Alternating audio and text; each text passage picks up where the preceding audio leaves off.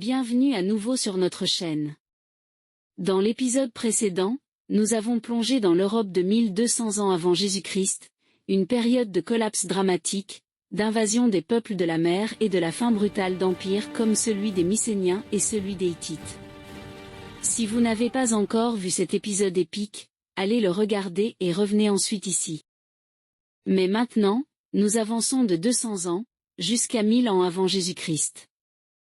Le continent se relève des cendres de l'effondrement de l'âge du bronze tardif, avec le fer qui apparaît comme une technologie révolutionnaire rendant les armes et les outils plus accessibles, sans dépendre autant des routes commerciales lointaines.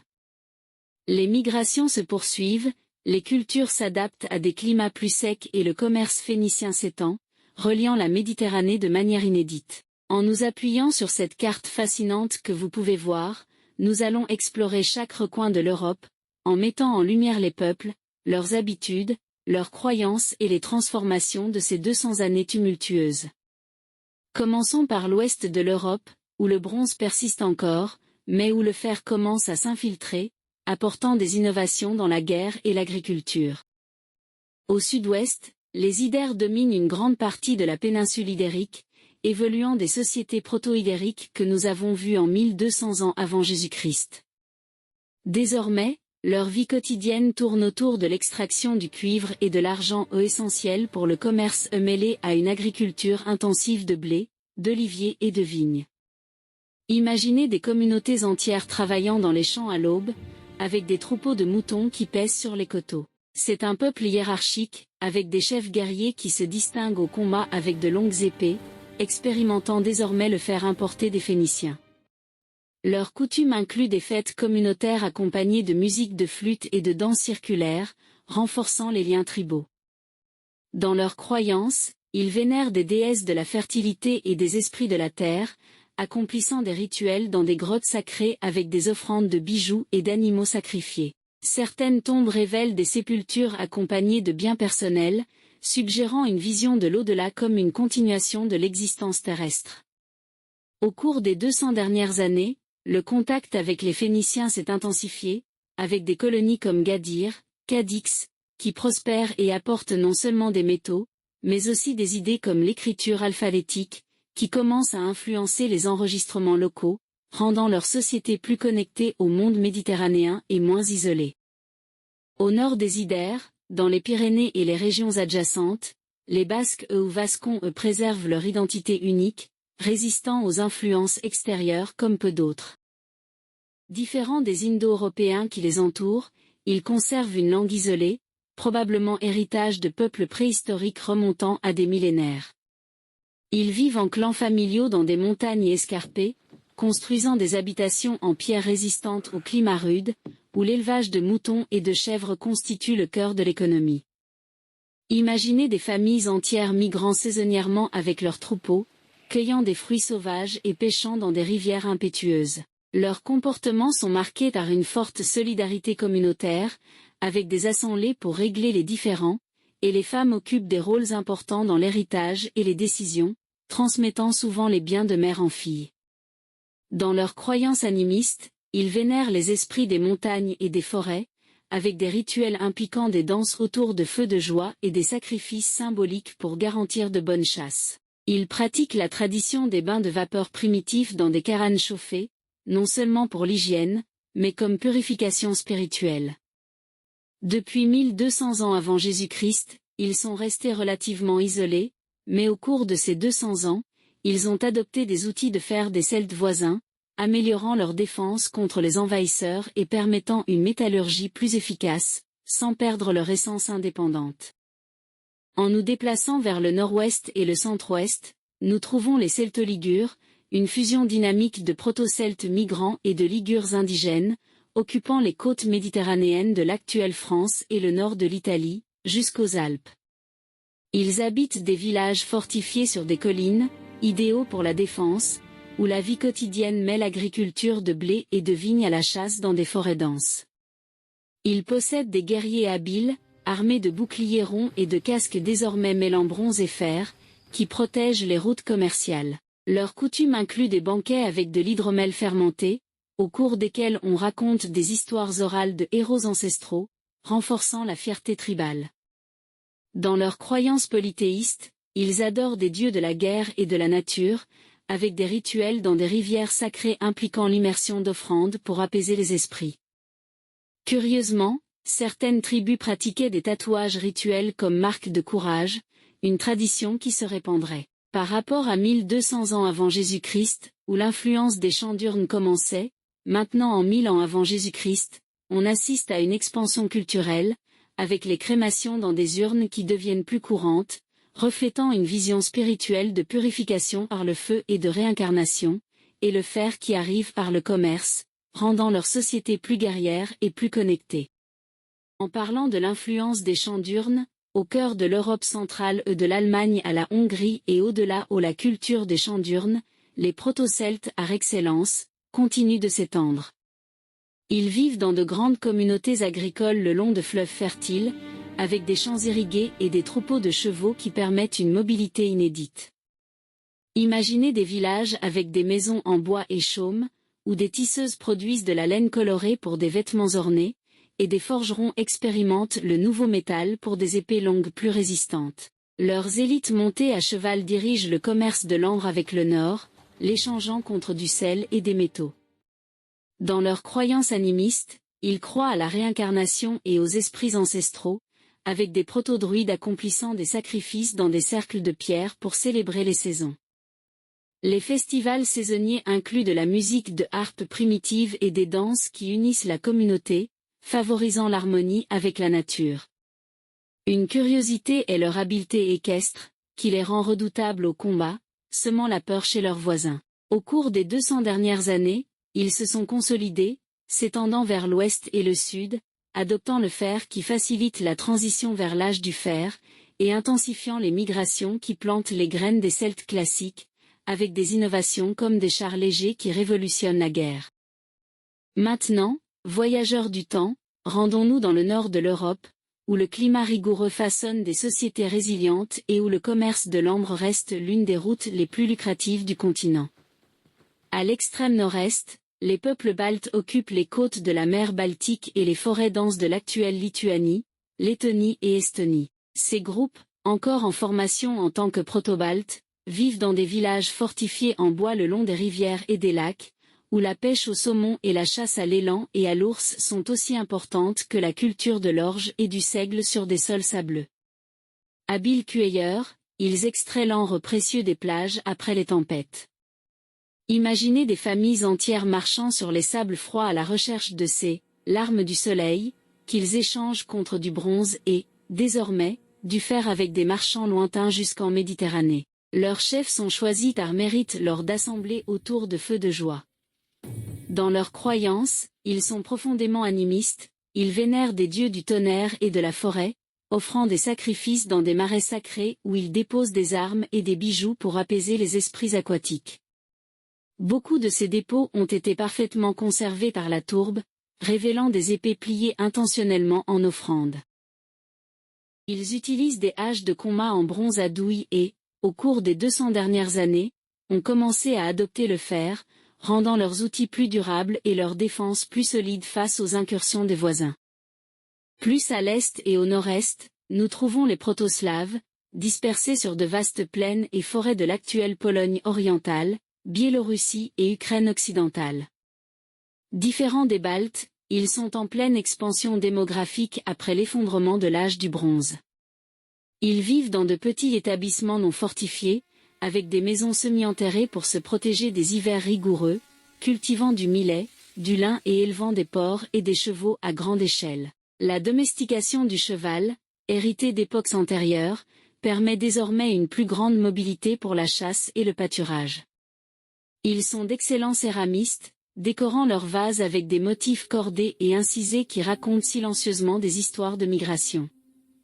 Leur société valorise la famille élargie, avec des rituels d'hospitalité sacrée, un visiteur reçoit toujours du pain et du sel. Ils croient en un panthéon animiste avec des dieux du ciel et de la terre, pratiquant des bains de vapeur dans des caranes chauffées par des pierres brûlantes, précurseurs des futurs banyas slaves et suivis de plongeons dans des rivières glacées pour la purification. Ils enterrent leurs morts avec des biens personnels, suggérant une croyance en une vie après la mort matérielle. Au cours des 200 dernières années, ils se sont considérablement étendus vers le sud et l'est, absorbant des territoires abandonnés après l'effondrement, et ont commencé à expérimenter le fer local, marquant le début d'une identité culturelle qui s'épanouira des siècles plus tard. En descendant vers les Balkans et le sud-est européen, nous trouvons les Illyriens occupant la côte adriatique et l'intérieur montagneux de l'actuelle Albanie, Croatie et Bosnie. Ces guerriers farouches ont évolué à partir des cultures locales de l'âge du bronze, désormais pleinement engagés dans la transition vers le fer. Ils vivent dans des castries impressionnants et des forteresses de pierre au sommet des collines, qui dominent des vallées fertiles où ils pratiquent le pastoralisme transhumant, montant en montagne l'été avec leurs troupeaux de moutons et descendant l'hiver. Ils sont connus pour leur habileté maritime précoce, avec des bateaux légers utilisés pour le commerce et la piraterie occasionnelle en Adriatique. Leurs coutumes incluent des danses guerrières en cercle avec des épées levées et des mariages qui conservent encore l'enlèvement symbolique de la mariée comme rite de passage. Ils vénèrent le soleil et les serpents comme symbole de renouveau, construisant des tombes mégalithiques recouvertes de terre appelées tumuli, où les chefs sont enterrés avec des armures de fer naissantes, des casques à cornes et des bijoux d'ambre balte. Une curiosité est leur tradition de tatouages tribaux complexes marquant le statut et les victoires au combat. Depuis l'effondrement de 1200 ans avant Jésus-Christ, ils ont profité du vide de pouvoir, étendant leur territoire et adoptant le fer plutôt que beaucoup de voisins, devenant une force redoutée en Adriatique.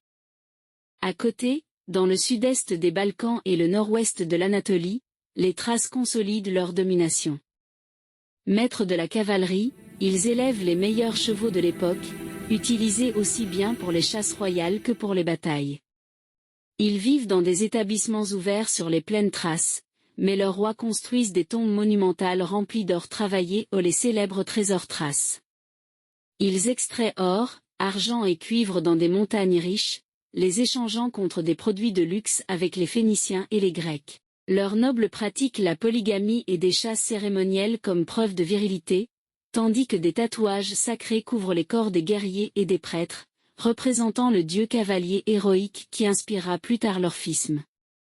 Ils boivent du vin lors de rituels extatiques et jouent d'instruments à cordes lors de fêtes qui durent des nuits entières. Au cours des 200 dernières années, après l'affaiblissement hittite et mycénien, les Thraces ont étendu leur influence, adoptant le fer pour des armes courbes et des armures à écailles, et intensifiant les contacts avec les colons grecs qui commencent à fonder des cités sur la côte.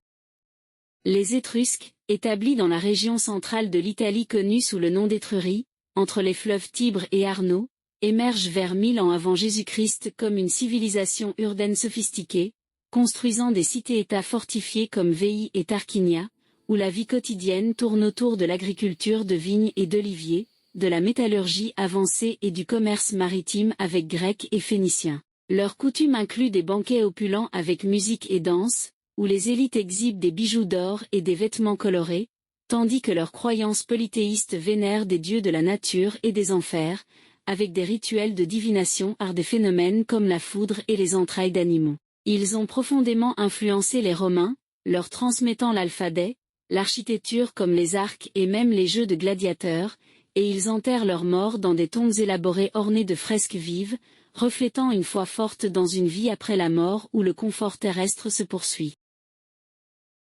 Les Italiques, un ensemble de peuples indo-européens qui ont migré dans la péninsule italienne vers 1000 ans avant Jésus-Christ, occupent les régions centrales et méridionales comme le Latium, l'Hongrie et la Campanie, vivant dans des établissements ruraux et des villages fortifiés où l'agriculture céréalière et l'élevage de bétail forment la base économique, complétée par la chasse et le pâturage sur des collines fertiles. Leurs comportements sont marqués par une société patriarcale et guerrière, avec des chefs élus lors d'assemblées tribales qui dirigent attaques et alliances, tandis que des coutumes comme les mariages arrangés et les fêtes saisonnières au vin renforcent les liens communautaires. Dans leurs croyances, ils adoptent des divinités de la fertilité et de la guerre, accomplissant des sacrifices sur des autels ouverts et utilisant des écritures uniques pour des inscriptions sur pierre. Curieusement, des groupes parmi eux, comme les Latins, fonderont Rome, adaptant des alphabets étrangers et transmettant des traditions qui façonneront la culture romaine, y compris des éléments de religion et de costume.